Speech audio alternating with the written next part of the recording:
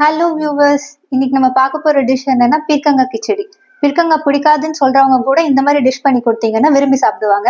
பீர்க்கங்காய் இருக்குன்னு கூட தெரியாது அவங்களுக்கு. எப்படி பண்ணலாம்னு பார்க்கலாம் வாங்க.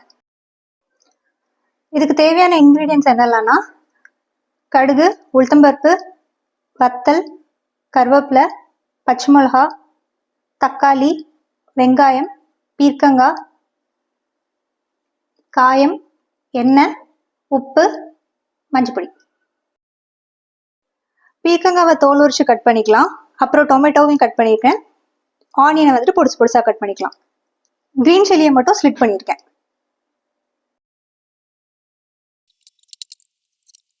இதுக்கு தேவையான அளவு தண்ணி. பீர்க்கங்காயில இருந்தும் தக்காளியில இருந்தும் தண்ணி விடும். ஸோ அதனால கொஞ்சம் பார்த்து அளவா போட்டா போதும். இதை நான் ஏன் ப்ரெஷர் குக்கர்ல வைக்கிறேன்னா கொஞ்சம் சீக்கிரம் ஆயிடும். இப்போ நார்மலா அது வேக வைக்கிறதுக்கு டைம் ஆகும்ல, ஸோ அதனால இது ப்ரெஷர் குக்கர்ல போட்டா சீக்கிரம் ஆயிரும்ன்றதுனால போடுறேன். இது கூடவே வந்துட்டு உப்பு கொஞ்சம் சேர்த்துக்கலாம். அப்புறம் கொஞ்சோண்டு மஞ்சள் பொடி போட்டு விசில் போட்டு ஒரு 2 விசில் வர விட்டுடலாம். அப்பனா நல்லா வெந்து கிடைக்கும். 2 விசில் வர வரைக்கும் வெயிட் பண்ணலாம்.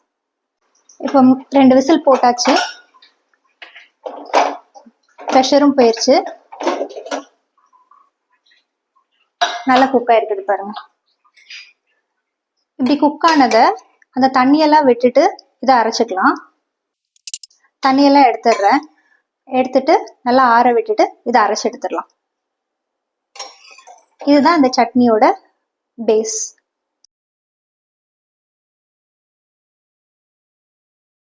மிக்சியில் அங்கே ஆறுறதுக்குள்ள நம்ம இந்த தாளிப்பு ஸ்டார்ட் பண்ணிடலாம். கடுகு நல்லா பொரிஞ்சிருச்சு. அடுத்தது கொஞ்சம் உளுத்தம் பருப்பு. அந்த உளுத்தம் பருப்பு கொஞ்சம் ப்ரௌன் ஆக ஆரம்பிக்கும் போது வத்தலும் கருவேப்பிலையும் போட்டுடலாம். இங்கே ஆல்ரெடி வத்தல் கருவேப்பிலை எடுத்து வச்சிருக்கேன். ஸோ ஒன்ஸ் லைட்டாக ப்ரௌன் ஆகட்டும்.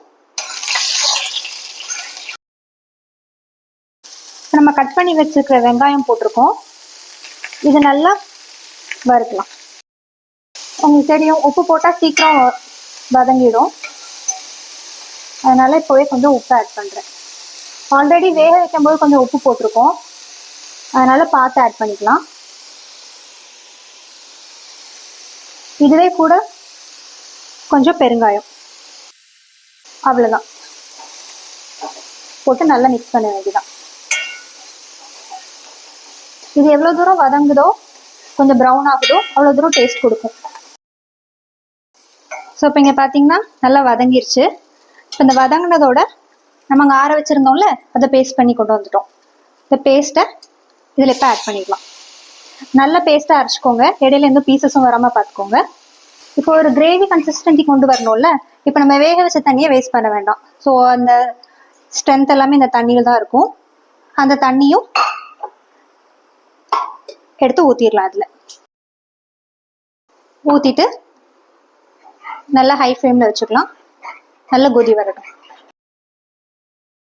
இந்த ஸ்டேஜில் நீங்கள் டேஸ்ட் பண்ணி பார்த்துட்டு உப்பு தேவைப்பட்டால் உப்பு போட்டுக்கலாம். பச்சை மிளகா ஆல்ரெடி காரம் இருந்துச்சுன்னா பரவாயில்ல. அப்படி இந்த ஸ்டேஜில் காரம் பத்தலை அப்படின்னு நீங்கள் ஃபீல் பண்ணீங்கன்னா கொஞ்சம் காரப்பொடி போட்டுக்கலாம். நல்லா ஹை ஃப்ளேமில் வச்சோடனே நல்லா கொதி வருது பார்த்தீங்களா? இந்த ஸ்டேஜ் தான், அவ்வளோதான். சட்னி ரெடி ஆயிடுச்சு. சர்விங் பவுலுக்கு மாற்றிடலாம்.